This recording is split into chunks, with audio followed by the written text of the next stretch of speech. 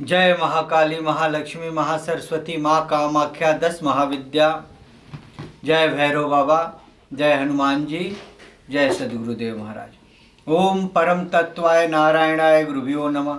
ओम परम तत्वाय नारायणाय गुरुभ्यो नमः। ओम परम तत्वाय नारायणाय गुरुभ्यो नमः। गुरु कृपा ही केवलम, गुरु कृपा ही केवलम, गुरु कृपा ही केवलम। बोलो सद्गुरुदेव महाराज की जय। श्रीमद् देवी भागवत महापुराण प्रथम खंड में चतुर्थ स्कंद का 8वां अध्याय की कथा हम लोग सुनने जा रहे हैं। व्यास जी द्वारा राजा जन्मेजय को प्रहलाद की कथा सुनाना और इस प्रसंग में च्यवन ऋषि के पाताल लोक जाने का वर्णन। सूत जी बोले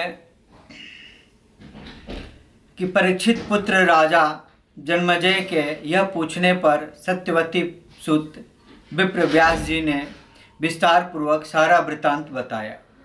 धर्मपरायण राजा जन्मेजय भी उत्तरापुत्र अपने पिता परीक्षित की कुत्सित चेष्टा को सोच सोचकर अत्यंत दुखित हो गए थे। विप्र को अपमानित करने के परिणाम स्वरूप पाप के कारण यमलोक को प्राप्त अपने उन पिता के उद्धार के लिए वे निरंतर अपने मन में अनेक प्रकार के उपाय सोचा करते थे। हे मुनीश्वरों, जब पुत्र अपने पिता की पुम नामक नरक से रक्षा कर देता है तभी उसका पुत्र नाम सार्थक होता है।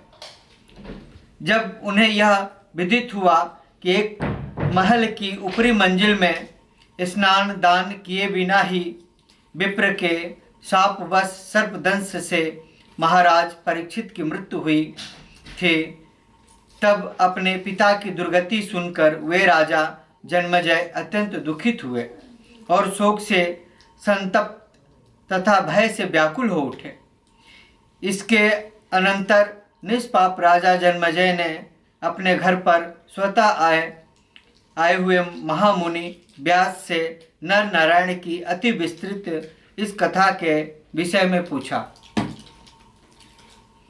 व्यास जी बोले, हे राजन, जब नृसिंह भगवान के द्वारा उस भयानक हिरण्यकश्यप का वध हो गया तब प्रहलाद नामक उनके पुत्र का राज अभिषेक किया गया। देवताओं तथा ब्राह्मणों का पूजन सम्मान करने वाले उस दैत्यराज प्रहलाद के शासन काल में पृथ्वी लोक के सभी राजागण श्रद्धापूर्वक यज्ञ आदि का अनुष्ठान करने लगे। ब्राह्मण लोग तपश्चरण धर्मानुष्ठान तथा तीर्थाटन में तत्पर हो गए। वैश्य समुदाय अपने अपने व्यावसायिक कार्यों में लग गए तथा शूद्रगण सेवा परायण हो गए। नृसिंह भगवान ने उस दैत्यराज प्रहलाद को पाताल लोक के राज सिंहासन पर स्थापित कर दिया था और वे वहीं पर प्रजापालन में तत्पर होकर राज्य करने लगे। एक बार भृगु के पुत्र महातपस्वी च्यवन नर्मदा में स्नान करने के लिए व्याहृतेश्वर नामक तीर्थ में पहुँचे। वहाँ पर रेवा नामक महानदी को देखकर वे उसमें उतरने लगे। इसी बीच एक भयंकर विषधर सर्प ने उतरते हुए मुनि को पकड़ लिया। तदंतर उन महामुनि च्यवन को वह नागराज खींचकर पाताल लोक में ले गया। तब उन भयाक्रांत मुनि ने मन ही मन देवाधिदेव जनार्दन विष्णु का स्मरण किया। मुनि च्यवन के द्वारा हृदय से कमल नयन भगवान विष्णु का स्मरण किए जाने पर वह भयंकर सर्प विषहीन हो गया। अतएव रसातल में ले जाए गए उन मुनि को कष्ट नहीं हुआ। तत्पश्चात अत्यंत दुखी तथा संसकित उस सर्प ने यह सोचकर उन्हें छोड़ दिया कि ये महातपस्वी मुनि क्रोधित होकर कहीं मुझे शाप न दे दे। वहाँ की नाग कन्याओं द्वारा पूजित होते हुए मुनि श्रेष्ठ च्यवन पाताल लोक में विचरण करने लगे। वे नागों तथा दानों के विशाल पूर्व में भी आने जाने लगे। एक बार उन धर्मानुरागी दैत्यराज प्रहलाद ने अपनी श्रेष्ठ पुरी में विचरण करते हुए उन भृगुपुत्र मुनि च्यवन को देखा। मुनि को देखकर दैत्यराज प्रहलाद ने उनकी पूजा की और उनसे पूछा कि पाताल लोक में आपके आगमन का क्या कारण है, आप मुझे बताएं। हे द्विजश्रेष्ठ, क्या दैत्यों के प्रति द्वेष भाव रखने वाले इंद्र ने मेरे राज्य के विषय में जानकारी के लिए आपको यहाँ भेजा है? आप मुझे सच सच बताएं। च्यवन बोले, हे राजन, इंद्र से मेरा क्या प्रयोजन है जो कि वे मुझे यहाँ भेजें और मैं उनके दूत का कार्य करता हुआ आपके नगर में घूमता फिरूं?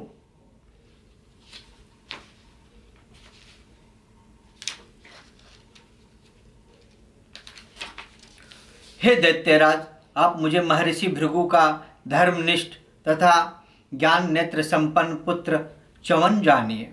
आप मेरे प्रति इंद्र के द्वारा भेजे गए किसी दूत की शंका मत करें। हे नृपश्रेष्ठ, मैं नर्मदा नदी में स्नान करने के लिए पुण्य तीर्थ में गया था। मैं नदी में उतरा ही था कि एक विशाल सर्प ने मुझे पकड़ लिया। मेरे द्वारा भगवान विष्णु का स्मरण करने से वह सर्प विषहीन हो गया और विष्णु स्मरण के प्रभाव से मैं उस नाग से मुक्त हो गया। हे राजेंद्र, यहाँ आने से मुझे आपका दर्शन प्राप्त हो गया। हे दैत्यराज, आप भगवान विष्णु के भक्त हैं और मुझे भी उनका भक्ति समझिए। व्यास जी बोले, महर्षि च्यवन का मधुर वचन सुनकर हिरण्याकशिपु पुत्र प्रहलाद अत्यंत प्रेम पूर्वक नाना विधि तीर्थों के विषय में उनसे पूछने लगे।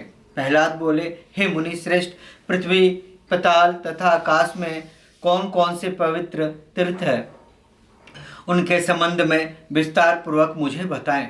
च्यवन बोले, हे राजन, मन, वचन तथा कर्म से शुद्ध प्राणियों के लिए तो पद पद पर तीर्थ है, किंतु दूषित मन वाले प्राणियों के लिए गंगा भी मगध से अधिक अपवित्र हो जाती है। यदि मनुष्य का मन शुद्ध तथा पाप रहित हो गया तो उसके लिए सभी तीर्थ पवित्र हो जाता है। गंगा के तट पर जो सर्वत्र नानाविध नगर, गोष्ठ, गायों का वाड़ा, बाजार, गांव तथा अनेक कस्बे वहाँ बसे हैं। हे दैत्यराज, निषादों, धीवरों, हुंडों, बंगों, खसों तथा मलेच्छ जातियों का निवास भी वहाँ रहता है। हे दैतेंद्र, वे सदैव ब्रह्म सदृश गंगा जल का पान करते हैं और अपनी इच्छा से त्रिकाल गंगा स्नान भी करते हैं, किंतु हे धर्मात्मन, उनमें से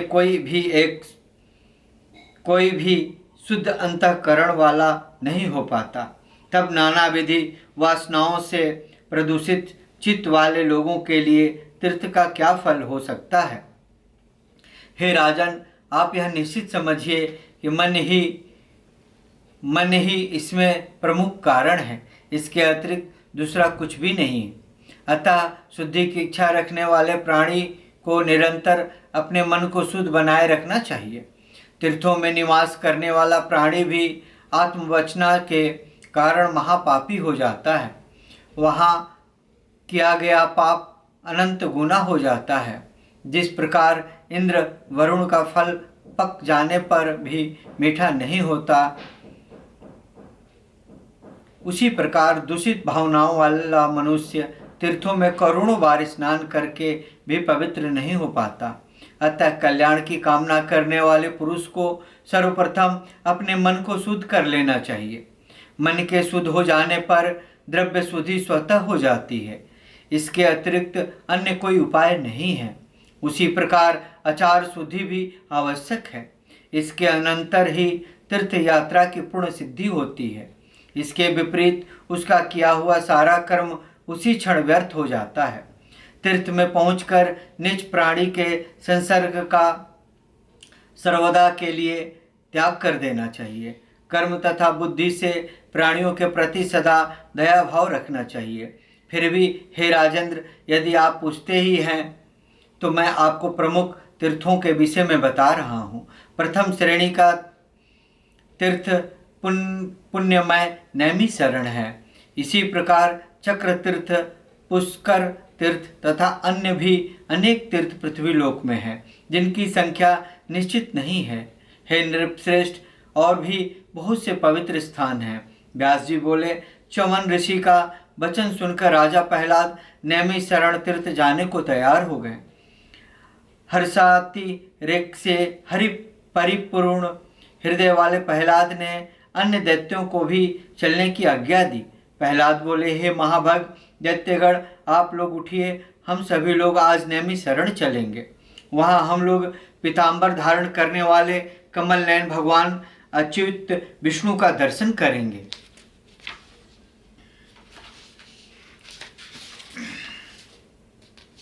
व्यास जी बोले, विष्णु भक्त प्रहलाद से ऐसा कहने पर वे समस्त दानव परम प्रसन्नता पूर्वक उनके साथ पाताल लोक से निकल पड़े। उन महाबली दैत्यों तथा दानवों ने एक साथ नैमिषारण्य पहुंचकर आनंद पूर्वक स्नान किया। दैत्यों के साथ वहां के तीर्थों में भ्रमण करते हुए प्रहलाद ने स्वच्छ जल से परिपूर्ण तथा महापुण्यदायिनी सरस्वती नदी का दर्शन किया। हे नृपश्रेष्ठ, उस पवित्र तीर्थ में सरस्वती के जल में स्नान करने से महात्मा प्रहलाद का मन प्रसन्न हो गया। दैतेंद्र प्रहलाद ने उस शुभ तथा परम पावन तीर्थ में प्रसन्न मन से स्नान दान आदि कर्म विधिवत संपन्न किए। इस प्रकार श्रीमद् देवी भागवत महापुराण का 8वां अध्याय प्रथम खंड के चतुर्थ स्कंद में 8वां अध्याय ओम ततस्तम। जय महाकाली, महालक्ष्मी, महासरस्वती, माँ कामाख्या। जय सद्गुरुदेव महाराज।